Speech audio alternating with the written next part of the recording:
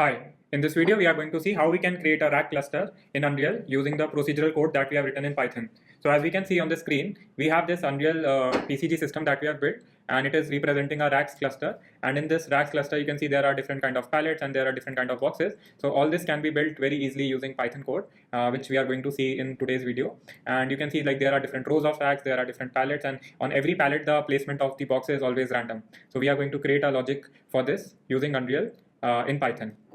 So before diving into exact how we have coded this into the Python, we should first understand how the logic is working internally for this. So for that, I'll be showing and displaying it through diagrams. Okay. So first understand what is this racks cluster that we are going to build. So racks cluster is basically a group of racks that we are going to create, which is going to have different columns and rows. So let's say racks cluster, and let's assume this is the whole racks cluster that we want to build, and in the racks cluster there are going to be different racks. So for example, this is one rack, this is second rack, this is third rack, and so on. We'll be having different racks in this racks cluster. And now we have the concept of rows and column. So these racks which are here, we are going to call it as rows, and the racks which are placed in the horizontal manner, we are going to call it as columns. So here it has, so just for simplicity, let's make like one more column. So in this case there are 4 columns and there are 3 rows. So using the configuration JSON, we'll be first defining how many rows of racks and columns do we need, and also we'll define what is the distance between each row. So that is that, and what is the distance between each column, and that is going to be equal in our case. So let's assume distance between each row is 10, just for an example, and distance between each column is 50. So these are the configurations that we are going to give in the JSON file to build this kind of rack system. And this is the racks cluster. And if we say within like every racks cluster, there is this, but these are different racks. Now how we are going to build these racks, that is also like defined in the configuration JSON that we have. And now let's see how these different racks can be built. So first I'll be like drawing a simple rack, and the view would be from the front side, and for the racks cluster it's the top down view, and for the racks it is going to be the front view which I'm going to draw. So let's draw a rack first.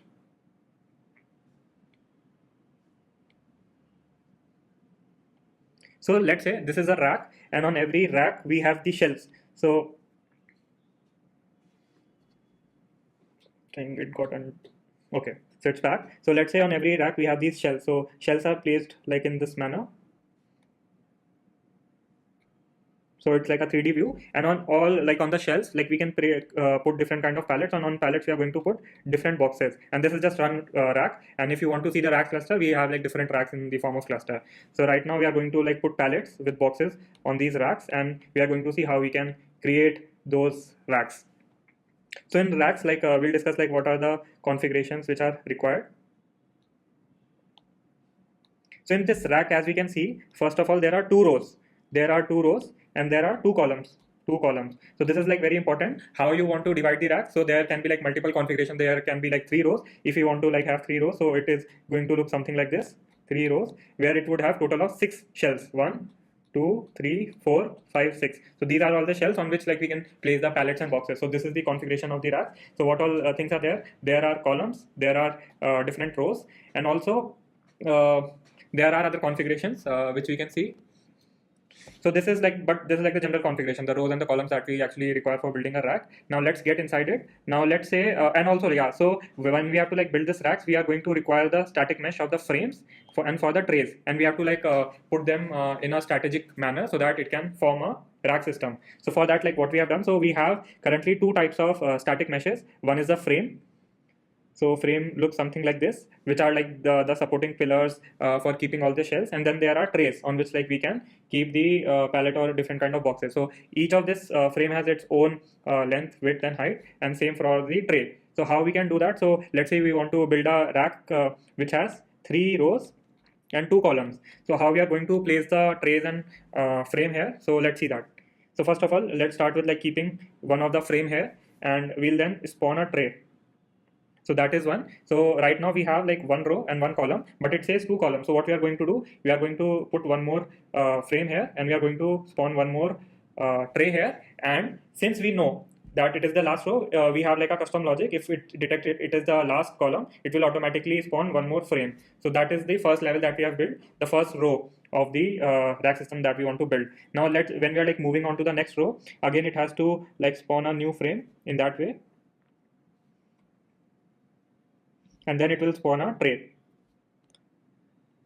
And now since we have mentioned 3 rows and right now there are only 2 rows that we have prepared, we are going to put like one more row, something like that, and also a tray. So we can see now we have all the 3 rows prepared, and also like we have created a custom condition. Once we reach the last row, we are also going to spawn a new set of trays just to cover the rack. So we have like 3 rows here now and 2 columns. So this is how we are going to build the rack system, and in this like we can separate like these are the different trays that we are going to spawn, and rest of it are the frames. So these are the static meshes, and so that is like for the rack system that we are going to build. Now let's move on to the how we are going to place the pallets on this racks and how we are going to place boxes on top of pallet. So for every single tray that we have, so this is a tray, and tray looks something like this. So on every tray, we can keep 2 pallets according to the static mesh dimensions that we have. And on every pallet, we can place different boxes. So we already have like different kind of 7 or 8 different kind of boxes with different size. And we have one pallet of like the standard size. Now we have to efficiently place these pallets on the shelf. And then on that pallet, we have to efficiently place the boxes. So what we are going to do, so to place the pallet on the tray, it is very simple. We just like need some offsets. So I'll just draw that. So this is the offset in X direction. This is the offset in Y direction. And there is also going to be some distance from the ground. So that is going to be the offset in the Z direction. So those are 3 configurations when we are spawning the pallets. And since we can see like there is more space on the pallet, so on the tray, so we can spawn a new pallet on this tray. So again, the offset for this is going to be in the X direction. So this is like 1X and this is the second X, the offset direction to place 2 pallets on the tray. So as you can see, this rack system has how many trays? 1, 2, 3, 4, 5, 6. So we can totally place like 12 pallets on these trays. And how we are going to place it, like using this logic. Now let's come to the logic where we are going to place boxes on the pallet. So this logic is very interesting. So let's see how we are going to do that. So let's say we have this pallet of some dimensions, let's say X and Y. And we have different boxes. So we have different boxes of let's say X1, Y1 length and some other length like X2, Y2. So how we are going to place these boxes efficiently on the rack so that it can fit onto the pallet without like coming out of that particular area of the pallet. So let's first like maybe take a brute force approach. Maybe we can start like with some corner and see. So what we can do, like we can select any random position onto the pallet. We can spawn a box over there, and then we can maybe again select a random position and see like what is the box dimension. And if it is like overlapping with the other box, don't spawn and maybe just pick a new location and try to spawn it again. And if it doesn't overlap, like keep it there and try to again find a new location. But in this brute force approach, it is like once your pallet starts filling, it is very difficult to find any new location because every time it would be like colliding with any other box which is already there in that position. So we have to like define a logic in which it can efficiently place boxes on top of the pallet. So for that, I have like devised an algorithm which I'm going to discuss with you guys. So what we are doing is, so first of all, there are 2 things. So first we are going to like iterate on, so let's say, let's assume we have different kind of boxes. So let's say we have 6 boxes.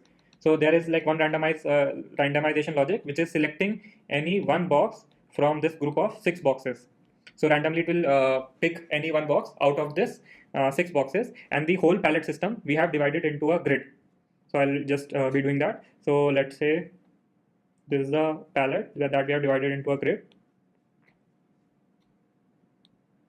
And how many rows and columns are there? Let's count that. 1, 2, 3, 4, 5, 6. So there are like in total 6 columns and 5 rows. And let's assume the 6 different boxes which we have of different dimension. Let's say it is like 1 cross 3, it is 2, 2, and it is let's say 3, 2. So these are like different kind of boxes that we have in our content browser, and then we want to spawn it on top of pallet.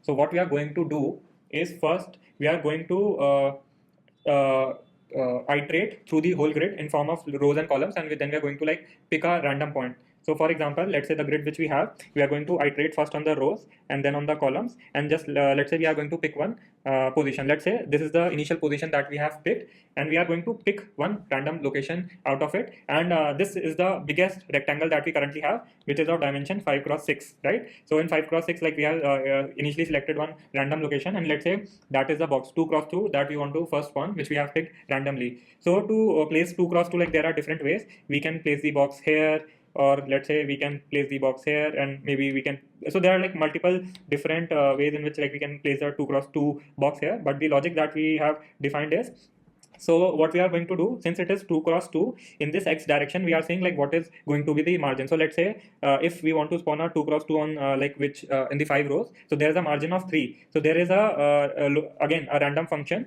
which will pick a random number from this margin. So out of 3, it can maybe pick 0, 1 or 2 or 3, and this margin will be adding on like the current index. So for example, in this we have picked number 1.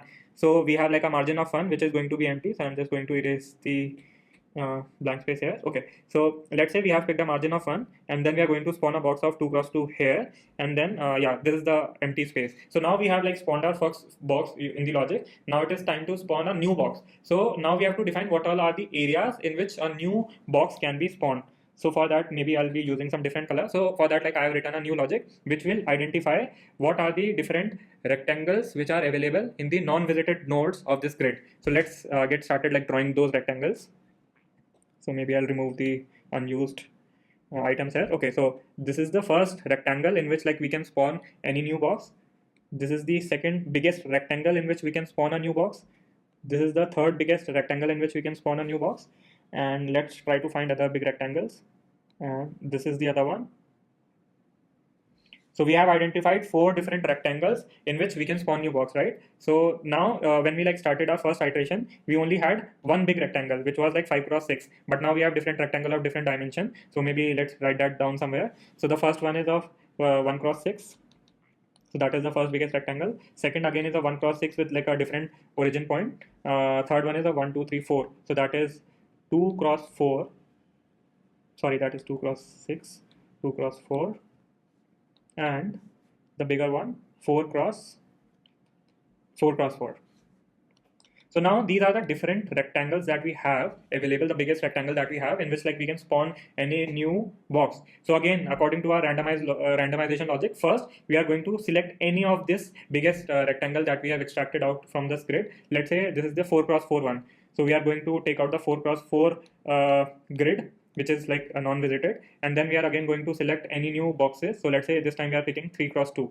So again we are going to iterate on this box and see like where we can spawn, and let's say this is the initial point, and if we want to put a box of 3 cross 2, so this is going to be something like that, right? And in this we are going to see the margin. So here we can see there is only a margin of 1, right? So we are just going to randomize between 0 and 1, pick a location. If it picks 1, we are going to leave this box as empty and spawn the new rectangle here, or otherwise we are going to spawn here if it is 0. So that way like we are going to randomize the logic where the box should be placed within the available biggest rectangles. And as you go further, as you like keep spawning boxes onto this palette grid, you are going to find more and more rectangles which are empty, and in which like you can randomly pick and see if the boxes fit on that rectangle. And let's say because of some reason the box doesn't fit. For example, in this grid it was like how much, 4 cross 4, and we have some box of 5 cross 3. So 5 cross 3 can never fit into this rectangle. In that case, we are going to maybe pick some other box like using some random logic, and then like place it here to see like if it is fitting here. And if it is not fitting here, we are actually discarding this 4 cross 4 rectangle and then picking some other rectangle from the grid.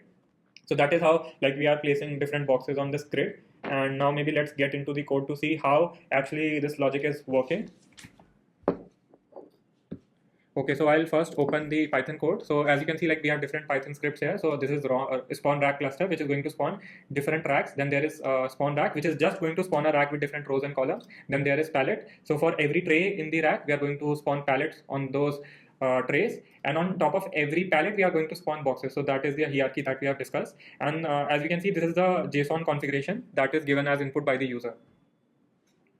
So in cluster we see there are different rows and columns. So basically it will decide how many rows of racks and column of racks we want, distance between each row and column as we discussed in the diagram that we have seen before. And once we have come inside the rack configuration, we see again there are different rows and columns, which will decide how many rows and columns are there within every rack. And there is this rack frame object, the frame that we have discussed.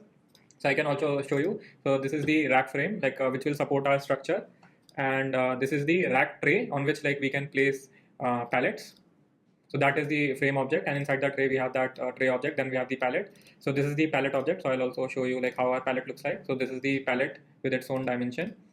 and we have like then different list of box objs. So what are these box objs? So we can see like we have different like 7 different kind of boxes which can be placed on top of a pallet, and we have then offsets. So offset is basically how distant it is from the tray, the pallet that we are going to place on the tray. So that is for that. So we are now starting our logic to build the rack cluster, and we are passing the config JSON to this function. We have extracted out different values, and then we are going to just do a for loop. So that's a nested for loop on rows and columns of the cluster. We are deciding what's the origin x and y to build the rack. So if we see here how many racks are there, 1 2 3, and there are like 4 here, so total 12 racks are here. So for every rack there is going to be some origin point, right? So for that origin point we are like calculating the origin x and y. So let's say this is the frame 1, as we can see 0 0 0, and if we click on this frame, so it has like some 300 in the y direction. So those are like the origins that we are going to calculate to build the racks.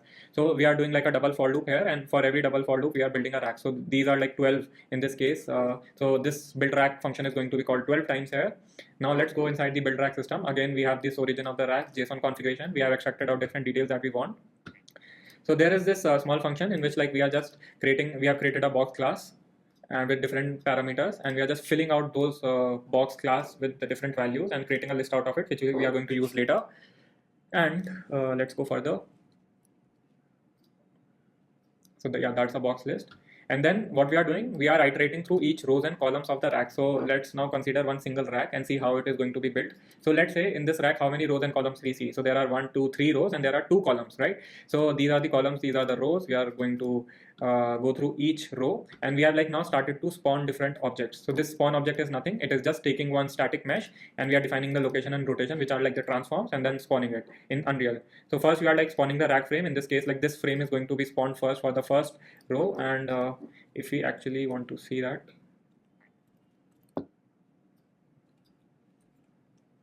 just a second, I think there's some issue. Okay. Yeah, so this is like the 0 0 0 coordinate, and this is the first frame that we are going to spawn. So that's the first frame, and we can see if the column index is like racks column -1. So if it is like the last column, we are going to spawn one more what we say frame in the Unreal. So that is there, and then now we have like started to spawn the tray. So in this tray also we can see. Yes, so we are now starting to spawn the trays as well. So that is the first tray that we are going to spawn. So this is a static mesh that we have got from the JSON configuration above here. So that is the static mesh, and then we are defining the location and the rotation. And again, the same logic goes here. If it is the like the last row of the rack, then we are going to spawn one more tray, which is like the highest one in this rack system.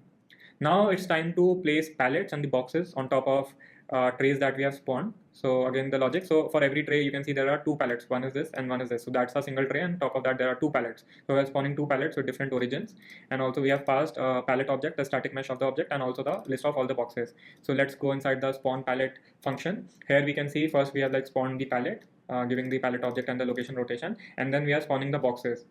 Simply that. Now we are going to go inside the spawn box logic, and here we see one custom logic that we have written to identify on top of pallet how different boxes can be placed. So for that we have created this get area object list function, which is going to so using this we are going to get different location of the areas on top of our pallet where different boxes can be placed with the boxes.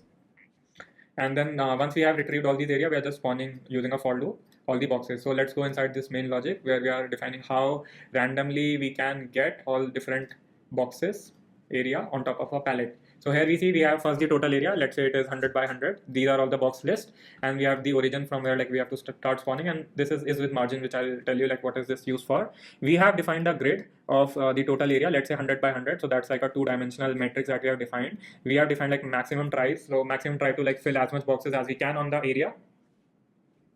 We have shuffled down the object box object list so that it randomly picks different boxes every time if you are like looping it through.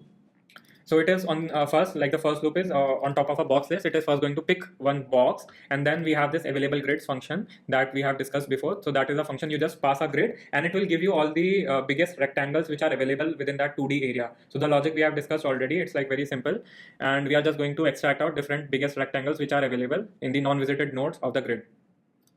So once we do that, we already have all the available grids here. We are checking if the available grid size is 0, that means there is no space available. And if it is not 0, we are going to iterate on all the available grids out here.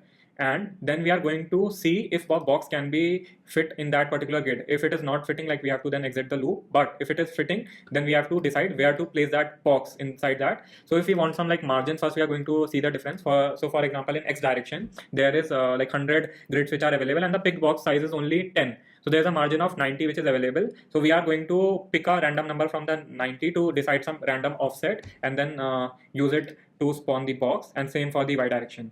And without margin is simply just picking the first location x1 and y1 which we got from this available grid. So that was the concept of margin. And once we have done that, so we have created a new class in which we are specifying the x1, y1, z1 and x2, y2, z2 to define like what volume or what maybe area we are going to put the box in, and the static mesh object of the box. So we can also see the class if we want. So it is nothing, just the coordinates and the object.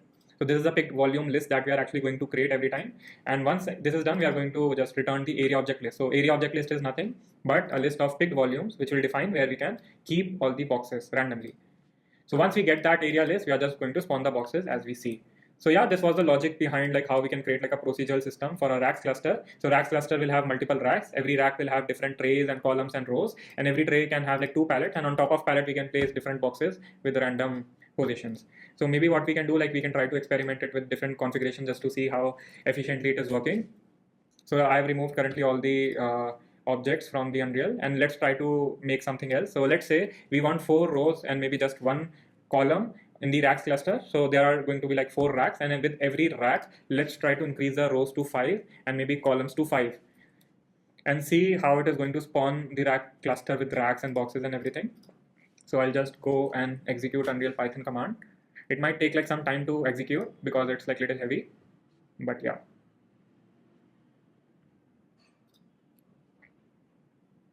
So right now, like it is internally calculating the logic and everything. So as we can see, how many rows do we see in the rack cluster? That is like 4 rows that we have mentioned, 1, 2, 3, and 4. How many columns? There is just 1 column like that. And within every rack, how many rows and columns do we see? So within every rack, let's see how many rows and columns are there. So if we go down, so 1, 2, 3, 4, 5. So there are 5 rows, and how many columns? 1, 2, 3, 4, 5 columns. And within every 5 columns, you can obviously see there are different pallets, there are different boxes, and every pallet has the box location, which is like randomized. So you can see like every pallet, you won't see the boxes placed in a similar manner. So that's the logic that we have written, procedural logic, to randomize things and place it efficiently in the environment. So final goal of our system is to like create the whole 3D environment with different configurations. But that is the long-term vision that we are seeing, that we can create like any environment using this procedural system. So we have just started with the racks, and then we are going to like create different Unreal environment, indoor environments using that. And after that, we are also going to train our own language system which can understand these procedural rules and build different rack system. So that is the goal that we have, that we are trying to achieve in AuraML. Text to 3D environment generation is what we want to achieve. And the next step for me personally is we are like going to create a sample data set which is going to contain the transforms of all different objects in the scene, and also create like different prompts for that scene. And then I'll just train a model on top of that to see how we can procedurally create different environments using a language model and not the code that we have written. So that's the final goal.